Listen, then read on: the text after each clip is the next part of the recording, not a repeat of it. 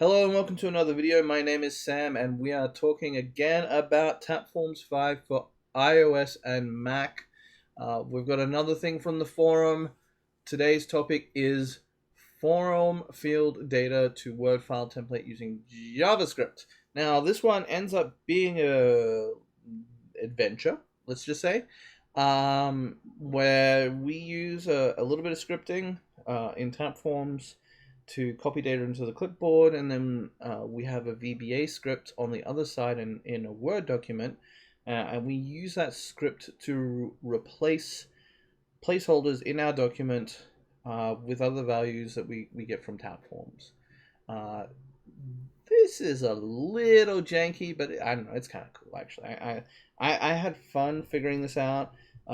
If you're familiar with Visual Basic, you'll be perhaps surprised to see that on the Mac, Word also still retains that Visual Basic interface that we knew and loved back in Windows 95, 98 days with Visual Basic 6. So to get started, we're gonna create a brand new form here. And what we're going to do is have a look. So suggestion was use a clipboard, encode it in Tapforms, and then use Visual Basic to grab it. Brendan here also has a sample where we can use Tapforms natively to splice data into a larger object. Some of the broader challenges here is that in Tapforms, when a form element like a text box, a text field, notes field becomes too long to fit on a single page, Tapforms' layout engine doesn't handle that well and will put that element on its own page when you print it, depending on which sort of layout system you use, but it will still clip off the contents if that is still too long to fit on a single page. So I can personally see the desire to use something like Word to get this done. So let's scroll down and let's have a look. So it took me a bit of work, and we will open this up. And we can see that I wrote some Visual Basic, and there's our sample string. And what this does is when we create a brand new document in Word, we're going to handle a clipboard request. Makes sense? There's some comments and variable declarations at the top here, but what we're trying to do is get to this data object, and then it has an object that says get data from clipboard. We're going to grab that. We're going to do some work to basically decode it from a URL encoded sort of format that you would see in a website query string, and convert that into a bunch of individual variables. And then for each of these variables, we're actually going to replace them inside of our document, which basically looks for text that has 2 underscores, this key value, and then 2 more underscores, and replaces that anywhere it sees it in the document. There's some extra stuff here around URL encoding and decoding to get us across the line. We put this into a brand new Word document that we want to use as a template, and then save that as a template. We'll have a look at what this looks like a little bit later, but let's go have a look at what this looks like for us. So we want a first name, a last name, a price, a transfer amount, an address, placeholder, and a signature name. So let's go create a brand new form again. I've done some restructuring. This is the YouTube document that I've been using for a while now. I decided to add a few more categories. Everything was uncategorized. I thought I'd clean it up a little bit to hide some stuff away. So the link to form stuff, those forms are now under that section. The license database that I built originally is here, and Script Manager, of course, creates its own category when you import it. So we've got our new form, and we'll call this what are we going to call this? Word contacts, let's say. We need a first name, so let's go create that. We need a last name, so we'll go create that. We want to have a price field so that we can tell our lucky recipient that they've won $1 million. And all they have to do is transfer the transfer amount to a bank account at an address that we specify and hereby signed by our person. Now the request is that we want to have a file attachment thing, so we'll add a file attachment. Let's close that off because we don't need it. And in the example, our lucky winner was Mr. Tapforms, who had a prize of $1 million. And all they had to do is transfer $200 to an address, and actually let's make an address a notes field. And yes, we're going to change the field type. We're going to make it a plain text note field at the bottom here. We're going to disable data detectors because we don't really need them. One infinite loop, Cupertino, California, 95014, USA. Okay, and our signature for this is the dearly departed Steve Jobs. Hit enter too soon on that one. Okay, so here's our basic form. It has all the details in it that we wanted to add. Let's head over to script, and we will create a brand new script, and we're going to call this one that's not the right one. There we go. Word template, I think, is probably what and this is going to be the script that we're going to use to load up our template. Let's hit edit on it, and we're going to get rid of our placeholder text. As fun as it is, we don't need it here. And what we're going to do is add in each of these fields as variables. And what we need to do is create a mapping to the field name values inside here. And if you look at the text, it's field name placeholder equals a value, right? So actually what we might do is copy this, and each time there's an ampersand, we'll delete that. And last but not least, our signature. So each of these things is a key value pair, and this key will map into a value in our Word document. Now we've already created the Word document off camera, so I'll have a look at that afterwards. But this particular one has each of these fields, so first name placeholder, last name placeholder, price placeholder, transfer amount, address placeholder, and signature name. So what we need to do is create a bit of a map here, and actually let's put some tab indentation in here, and I'd call it map, but maps protected name, and what we're going to do is map these values to the first name values and the various IDs that we've just created here, or Tapforms has just created for us. Now, in theory, we could take these lines here and modify them to just put these IDs against these fill values as well. In this one, I'm using the field names because it makes it a little more visible, I think, to me to use the variable placeholders later. Because these will map, obviously, if I go back into Tapforms and say, hey, create this variable again, to the same one, and I'm not left sort of wondering what that is. But you could obviously, just do signature name is essentially this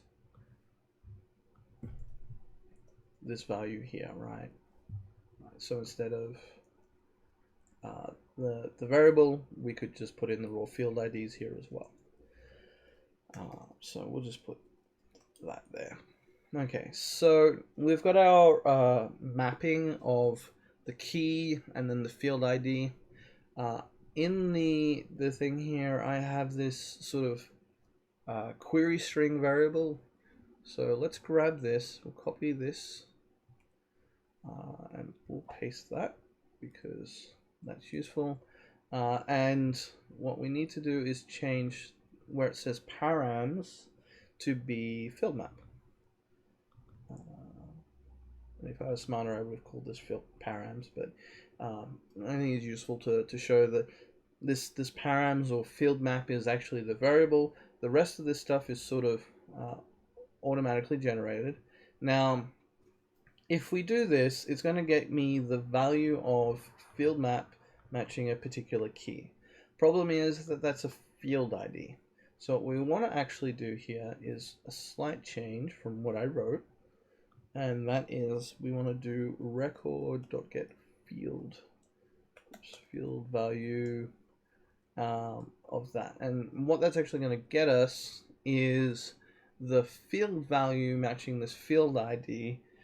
It's then going to encode it as a URI component. This is a built-in JavaScript feature, and we're going to encode the key as well for good measure.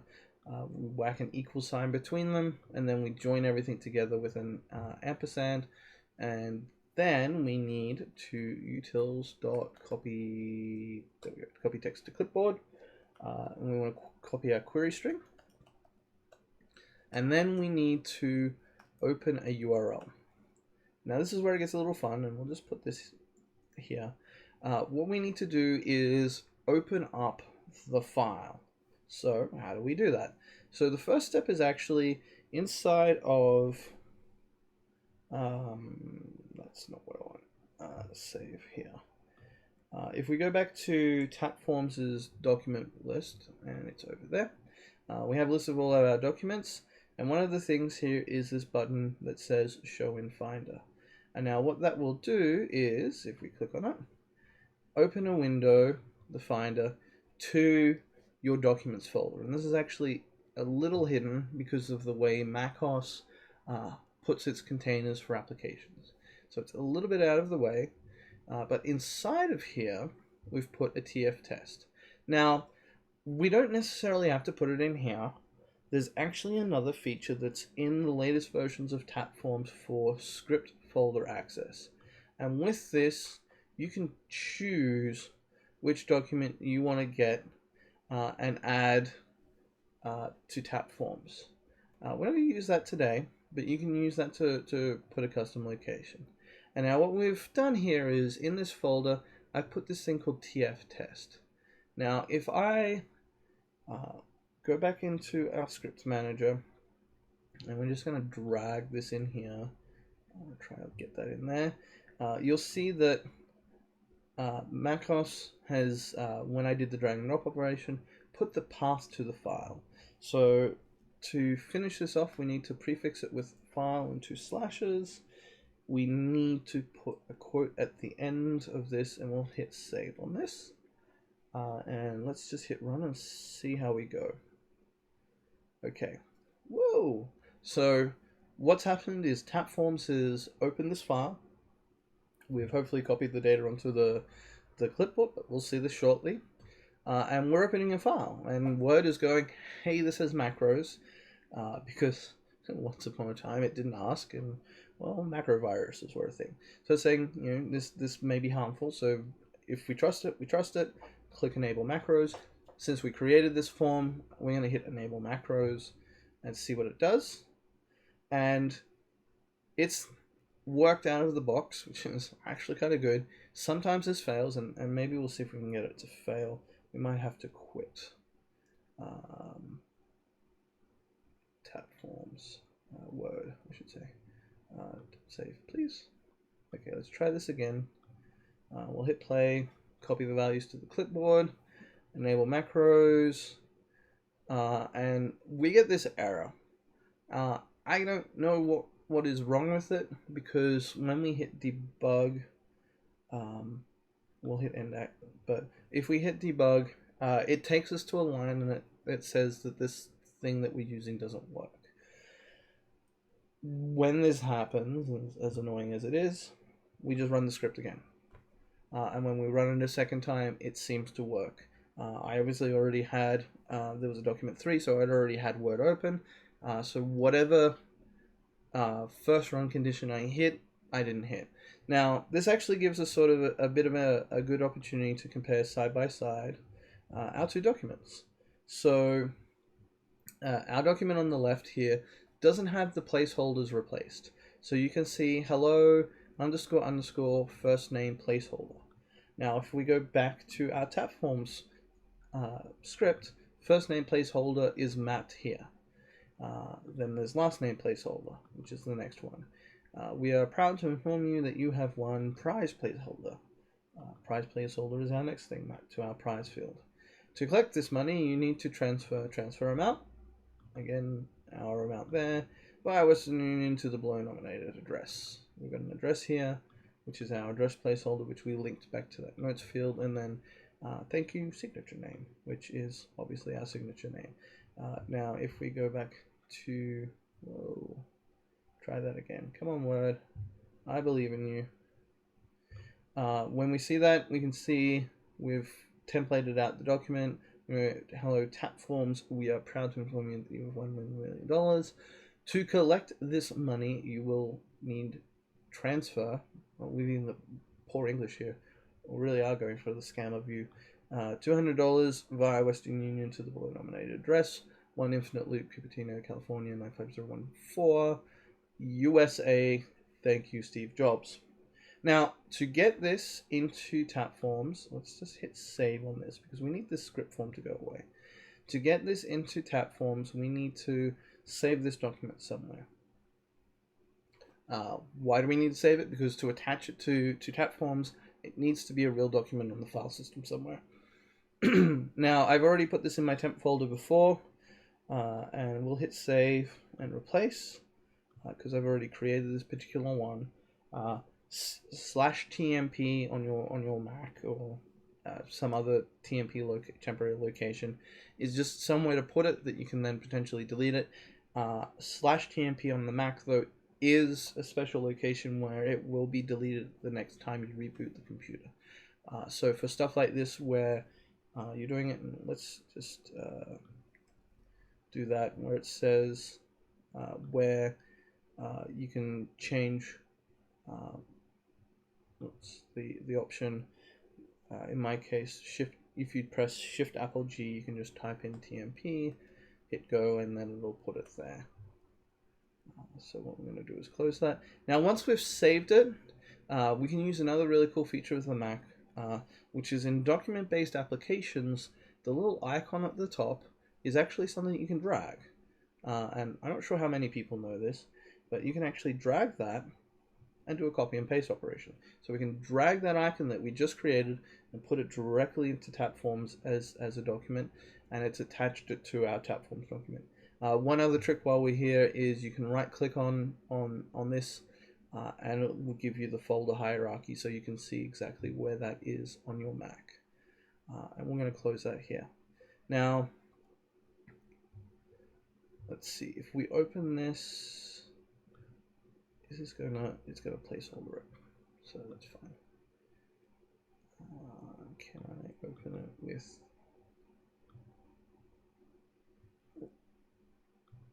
Downside of the templates is that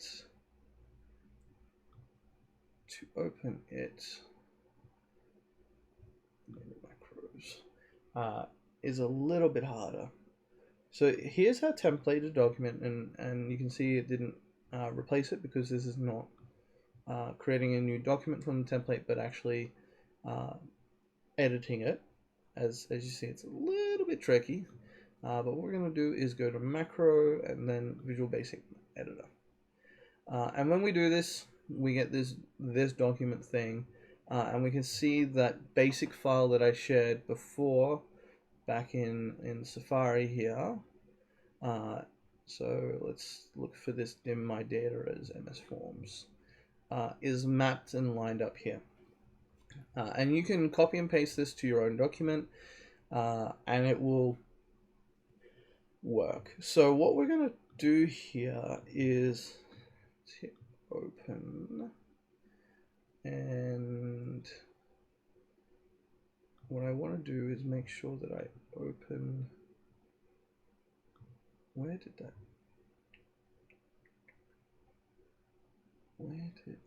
go? So this is the one that's currently in my documents folder. I don't want to work on that one. We could work on it, but we're not gonna for this experiment. What I want to do is get back to this folder, wherever this window went. There it is. And we'll just drag you over here. Hit open. Enable. Okay. So here's the copy of this document that exists in my documents folder, and if I right click on that, it should tell me TF test documents, the same path that we would expect. And what we're going to do is add something else to this. Let's change Western Union to be transfer method. 2 underscores after that. And now we'll save this and we'll go back to tab forms and we'll add one more thing, which is transfer method. Hit a script, word template, and we need to go up to the top here where we have all of our variables.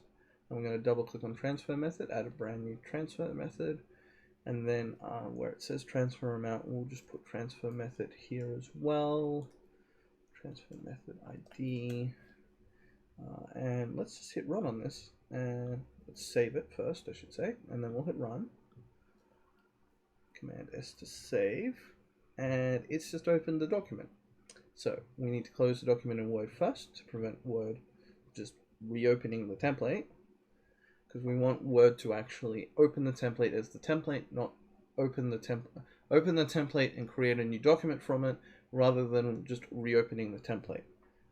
We'll hit enable macros again, and since we've already had Word open before, we didn't have an issue with this, but we did have something interesting here.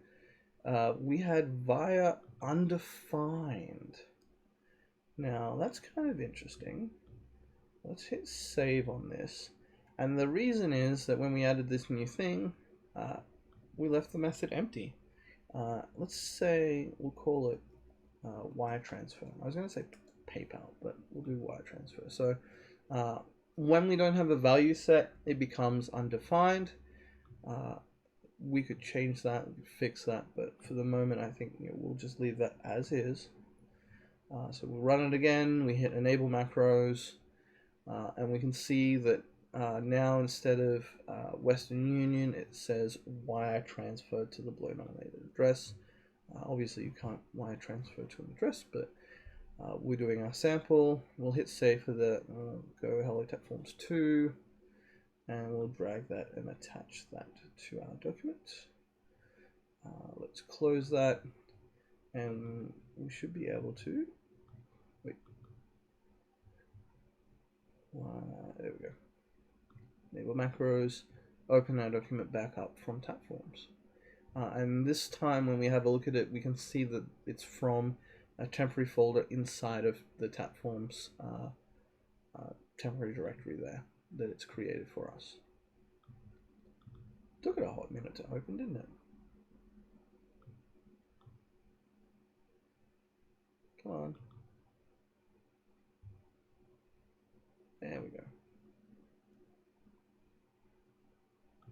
So again, this is not the world's greatest answer to the problem, going back to the forum there. Obviously, it's a little janky, but the TF test form, TF test Word document that was used, or an earlier version that was used in this video, is attached to the forum here. And we walked through creating this document. I'll update the forum post with the sample for the JavaScript and an export of this document. I'll probably delete the file attachments because we don't need the file attachments uploaded. As an example, But this is how we can use scripting and automation in both tap forms via JavaScript and Word via Visual Basic for applications to make a composite document that we then pull back into tap forms. Hopefully this video was useful to you, and you leave a like for it. If there's something that you wanted covered, any questions you've got, please leave a comment.